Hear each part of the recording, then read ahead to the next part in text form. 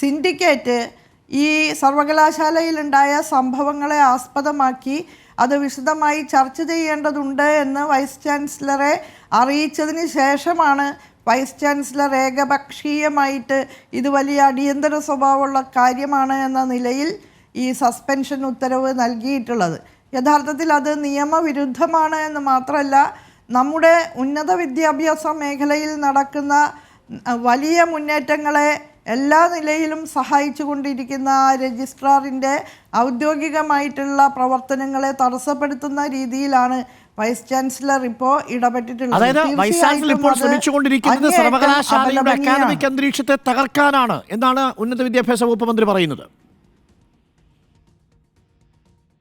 തീർച്ചയായും അദ്ദേഹത്തിന് അവിടുത്തെ അക്കാദമിക കാര്യങ്ങളിൽ യാതൊരു താല്പര്യവുമില്ല. ആ സർവകലാശാലയിൽ നടക്കുന്ന കാര്യങ്ങൾ സർവകലാശാല കമ്മ്യൂണിറ്റിയുടെ ഗവേഷകരും അധ്യാപകരും ഒക്കെ ചേർന്ന് ദിഷണാശാലികളായിട്ടുള്ള ധാരാളം പേർ ആ സർവകലാശാലയിലുണ്ട്. എത്രയധികം നേട്ടങ്ങളാണ് ആ സർവകലാശാല ഈ കഴിഞ്ഞ 2-3 കൊല്ലത്തിനിടയ്ക്ക് ആർജിച്ചിട്ടുള്ളത്. അങ്ങനെ ഒരു സർവകലാശാല സമൂഹത്തെ കൃത്യമായി നയിക്കേണ്ട ഉത്തരവാദിത്തമാണ് വൈസ് ചാൻസലർക്കുള്ളത്. പക്ഷേ നിർഭാഗ്യവശാൽ അദ്ദേഹം ഈ അധികാരത്തിൽ അഭിരമിച്ചു കൊണ്ടിരിക്കുകയല്ലാതെ മറ്റൊരു കാര്യങ്ങളും ശ്രദ്ധിക്കുന്നതായിട്ട് കാണുന്നില്ല.